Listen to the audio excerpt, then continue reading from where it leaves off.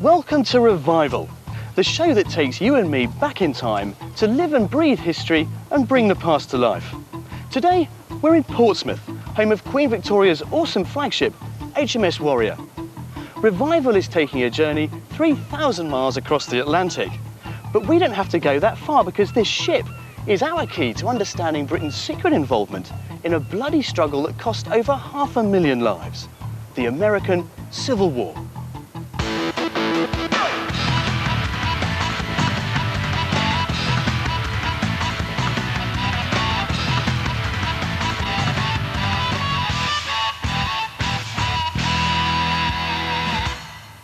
The Confederate Navy was so impressed that they had a copy of the Warrior built in Liverpool and they crewed it with British sailors.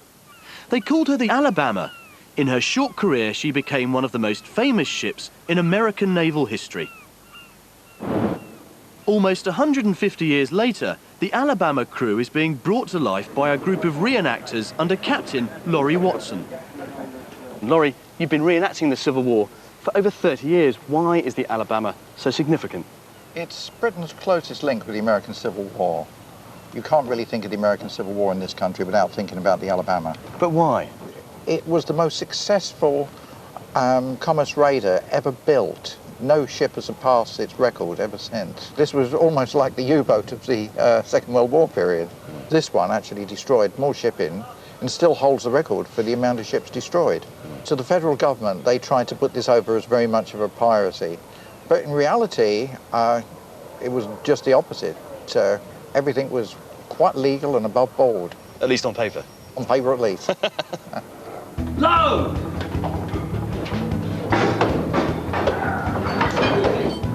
Whatever the official line was back then, the Alabama was basically a purpose-built maritime killer.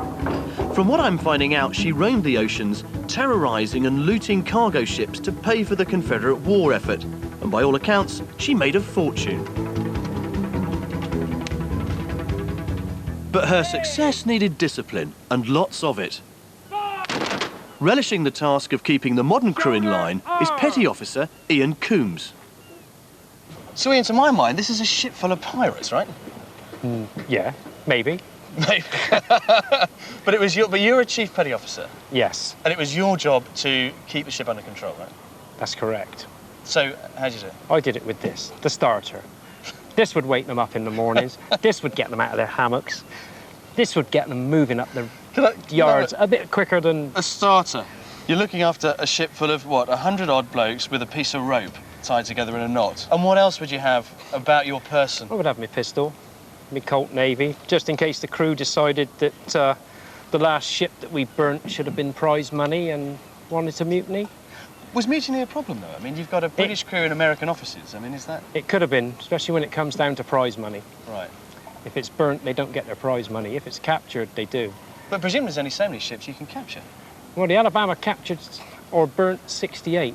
Right. Now, had she captured them all, they would have gone away very rich men. So as an officer, you'd have slept with that underneath your bunk pillow, presumably? Quite close. Yeah? Yes. There's no cash in reenacting the modern Alabama, but back then the rewards were terrific, and although the risks to the crew were high, the war at sea could be a nice little earner. Hey! But as the Alabama's fearsome reputation grew, so did the price on her head, and sooner or later, her luck ran out. The story of the Alabama and the men who sailed in her is one of the great untold tales of the American Civil War. And when at last she was sunk, the Union press gloated. They said that finally that British pirate ship had been sunk in the British Channel under the very noses of British sympathisers. But whilst thousands of Brits crewed ships like this, thousands more fought in the great land battles of America itself.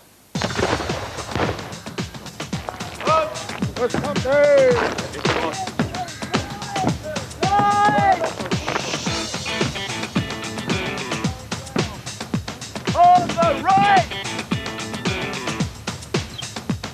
March!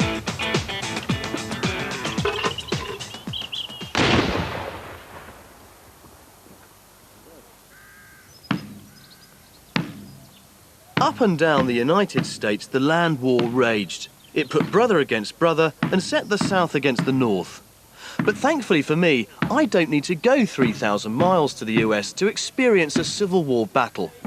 Today I've joined hundreds of reenactors who've come together in the West Country to do just that. It's a chance to get a real taste of what life was like for the Brits who fought in the war 150 years ago. If you want to get a sense of the real scale and colour of the Civil War, then this is the place to be. There's everything here, from shops and guns, cannons and costumes. But as so often happened in the Civil War, I'm going to change sides. Having met the Confederates on the Warrior, I'm going to join the blue ranks of the Union as they prepare to face their enemy across the battlefield. Oh! I've been offered a place in the Union infantry, and there are over 100 of them here today. The man in charge is the colourful Philip Elliott Wright. But you're in charge of this lot today. Indeed. What's it like? It's a great ego trip, I suppose, if one's honest. But no, it does give a fascinating insight into the sort of day-to-day demands of the organisation, making sure everyone gets fed at the right time, issued the gunpowder and all the other bits and pieces, which was part of the day-to-day business of being the commanding officer 140 years ago. What's your fascination with this war, though? Because, I mean, you're a Brit, it's the American Civil War. Why did you do the American Civil War at all? There's probably two answers to that. The first one, it's a fascinating period of militaries. It's a transition from the Napoleonic warfare, the gunpowder. I'm sure people are aware of the sort of battles fought at Waterloo. But then after us comes World War I. The American Civil War sits right in the middle. It's the first war of technology, the first industrial war. So that's the first answer. But also, despite what people may think, there were many thousands, both of British immigrants, but also Brits that actually went over to participate in the war. So there is actually remarkably quite a strong link from Britain to America. And of course, Britain also supplied both sides with an enormous amount of military material. And it's something that I'm finding fascinating. It's something I didn't know about this particular period. But there was this huge kind of trade in weapons, absolutely, cash, and a slight illicit support, I suspect, for the Southern cause, in a way. Well, it very much depends which side of society you look at and which part of the country you look at. Yes, the British aristocracy, which essentially was the governing class back then, were undoubtedly sympathetic to the South, the southern landowners, you know, the sort of aristocratic mix. But at the same time, there was also quite strong support in London and elsewhere for the northern cause.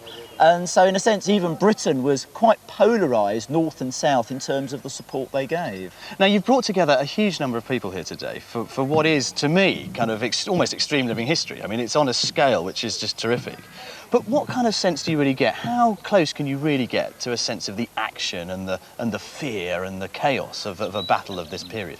Well, certainly in terms of the firepower, in terms of, if you like, putting on the equipment and firing the guns, in that sense it's very real. However, it must be stressed that one thing you can never reproduce is the terror and the carnage. And, you know, the reality is we enjoy what we do. The real soldiers did not enjoy, unless they were psychopaths, what they did. And for real soldiers, they'd have been terrified. And, of course, we can never experience that for real.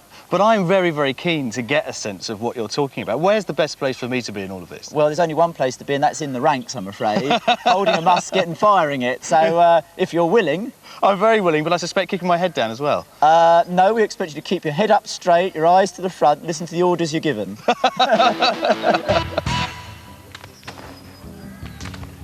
During the war, artillery was a small but vital part of the army, and its effects could be devastating. Guns were now being built on an industrial scale, and battles could be won or lost with only a handful of cannon. The Union General William Sherman famously said, "A battery of artillery is worth 1,000 muskets." So I went to ask Cannon Chief Andrew Rose if he was telling the truth. Was Sherman right then? Was a battery worth 1,000 muskets? Well, I think so. I'm an artilleryman. This is a fantastic looking weapon. Yeah, that's a 10-pounder Parrot, rifled piece. 6 of those to a battery could do a lot of damage. And is it the real thing? No, that's a replica. It's just under full size, and as the real thing would be a 2.9-inch bore, ours is 2-inch, which makes it a shotgun. A very large looking shotgun. A large shotgun. And presumably a lot more expensive. Well, I suppose if it was a Purdy, but yes, 10 to 12,000 pounds, I suppose. 10 to 12,000 pounds. Yes, but they do last a few years. And what was its range back in? Oh, a couple of thousand yards, I suppose. What's it like to fire one of these things? Great fun. Do you want to come and have a go? I'd love to have a go, yeah. Well, you always start the procedure by wet sponging the bore in case there's any burning embers left over from previous firing. You also have a worm to remove debris, and at the same time, number 3 is sealing the vent so there's no through draft. So you don't want to be pushing a bag of gunpowder down a barrel if there are burning embers there. Right, okay. All right, and then when the round is seated, number 3 pricks through into the cartridge and puts the cap on the vent.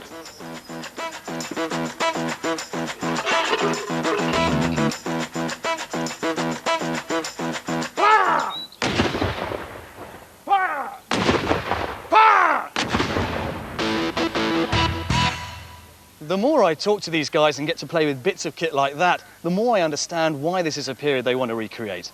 So come back after the break when I'll be getting fully kitted up to take my part in a full-scale pitched battle as we bring the American Civil War back to life.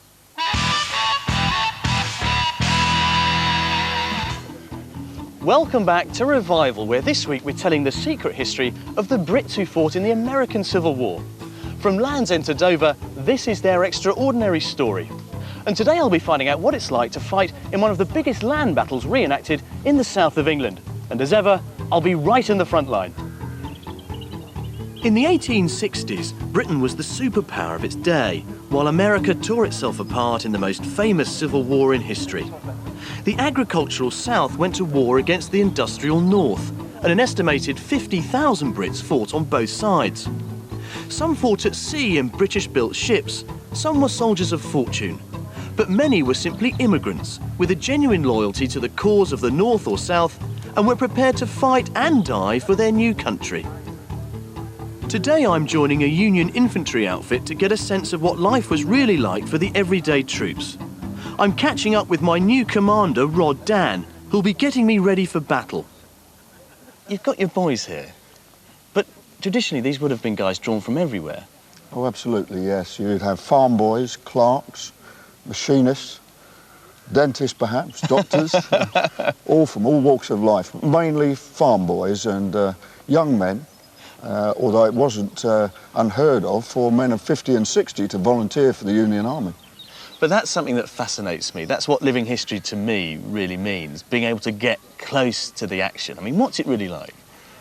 To be in the street with these boys is like living as much as you possibly can in that time, and to stand with these boys in line of battle and to hear the muskets going off, the cannon in the background, to see the Confederates charging at you is really something else, and you can only experience that, Jules, by being there. So I'm going to have to get myself We'll boot and suit you and we'll get you out there. The American Civil War was the first war of mass production. So like the soldiers of the time, I'm visiting a sutler, a war supplies specialist, to enjoy some Civil War retail therapy. Today's man behind the counter is Gareth Harding. Nice to see you. And one of the things that strikes me about this war is that it is soaking up huge amounts of equipment, everyday stuff, things that you don't think about, not just guns, but, you know, socks and boots. Where did it all come from? Well, there's supplies coming through from all over the place. In the real American Civil War, in the Confederate Army, there's wives sitting at home sewing 10 jackets a week up for the army for a small income. And on the federal side, they'd have big contracts out with major suppliers or importing from the UK over to the States. So was there a lot of stuff that came from the UK then? There was, yes. I mean, the British government saw supplies going into both sides in the American Civil War, so much so that at the end of the war, when the federal government had won, they sued the British government for having helped a rebellion, you know. So Britain making money out of war is not a new story, is it? Not a new story. Now, you've obviously got a lot of stuff here. You've obviously got enough to kit me up, presumably. I have, yes. I've got stuff here for you from head to toe. So what have we got? This is your issue jacket and trousers. This is how they'd come. Yes, they come wrapped in calico at the time. So there you go. Right, OK, nice. Nice federal blue. We know what side we're on, don't we? Yes, you can tell what side you're on. Okay. Trousers there. Yep. Underneath here we've got your leather work, so this gives you all the equipment you need to operate the gun. And that's what carries ammunition. Carries your ammunition, yes, and percussion caps. Here, a bread bag, so you can bring your food along. Bread bag, so that's it. So everything the soldier would have to live off would go in there. That's right, and if you open that one up, you can see apples, carrots, bread, and that, the kind of thing soldiers be issued at the time. And this is all it's all hopefully real not stuff. Yep. Not made in the 1860s with Not made in the 1860s, recently supplied. Oh, there we go. Right then, Yeah. so I won't go hungry. Yep, you'll be fine. And what else have we got then? You've got your backpack there. The soldiers wear backpacks like they do in a modern army, Yeah. and in it you've got shelter half, poncho, wet weather, blanket on the top, greatcoat inside for cold weather. So there's something going to keep Yeah. me dry? Your personal effects. Because spare today I shirts. think I'm going to need it. Definitely.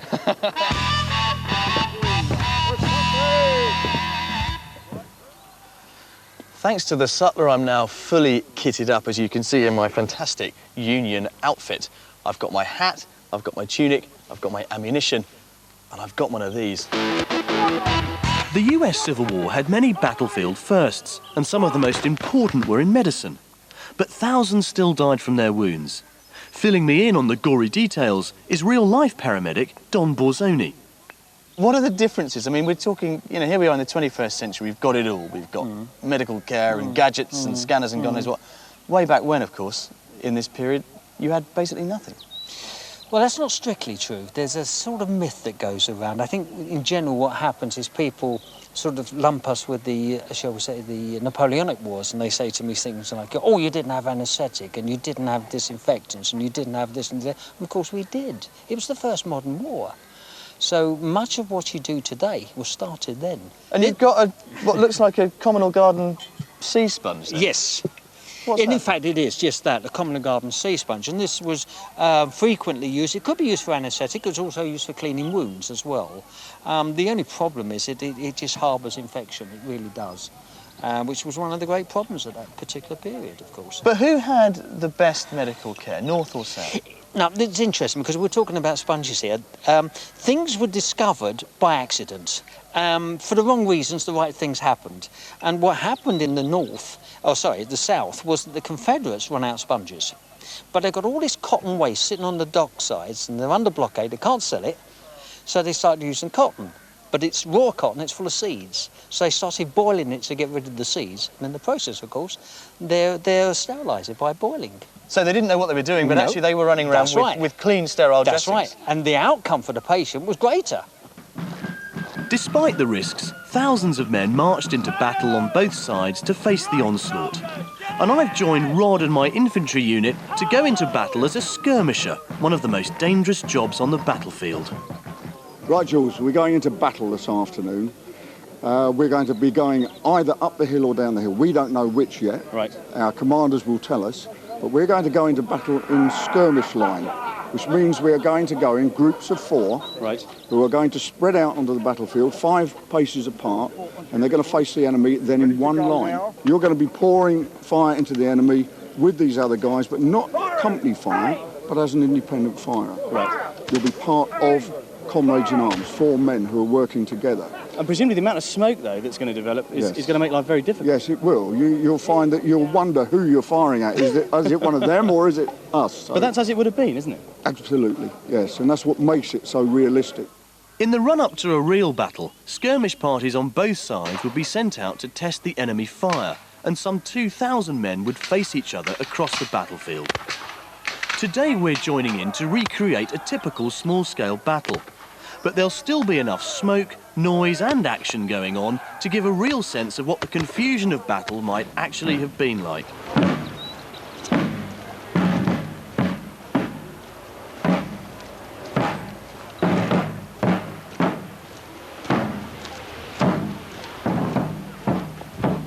We're now marching onto the field, and as you can see, the scale of what we're about to undertake is absolutely enormous. And I don't mind telling you that I'm a little bit nervous, because once it kicks off, it's going to be smoky and utterly chaotic.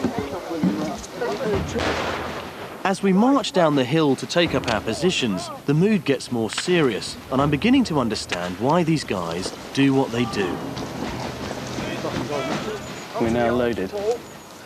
We're waiting for the enemy. Nobody's quite sure When I tell where they're going to come from. When left wheel starts, you are the pivot top. I really feel nervous. One thing this is giving you is a real sense of environment. We're not going to get the sense of fear, but certainly anxiety, as I say, in environment is really telling. I can see now why the scale of this thing is what delivers the impact in terms of living history. It is quite extraordinary. But once the Confederates do appear, the fighting takes on a momentum of its own.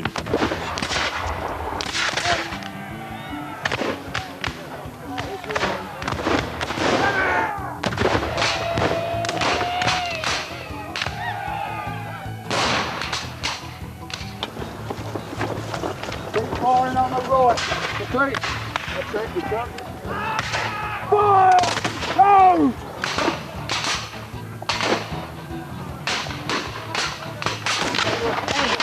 Fire! And keep together!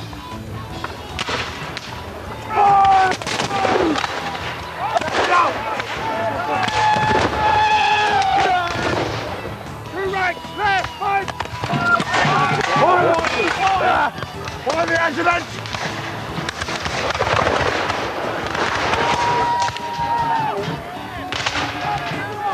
I'm not sure this is one we're going to win, to be honest.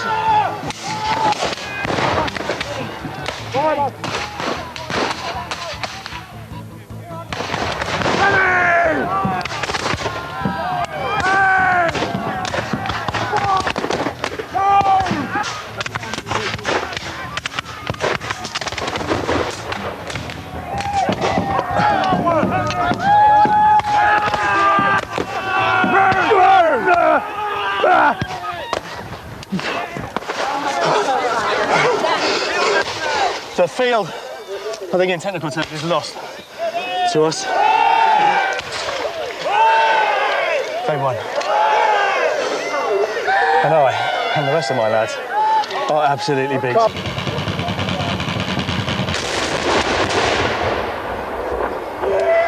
Today, the Confederates have won, but winning the battle didn't necessarily mean, of course, that you'd win the war. Over 4 long years, over 500,000 people lost their lives. But it did help forge America into the industrial giant of today. And a small but important part was played by the forgotten Brits, our great-great-grandfathers who fought and died over 3,000 miles away in the American Civil War.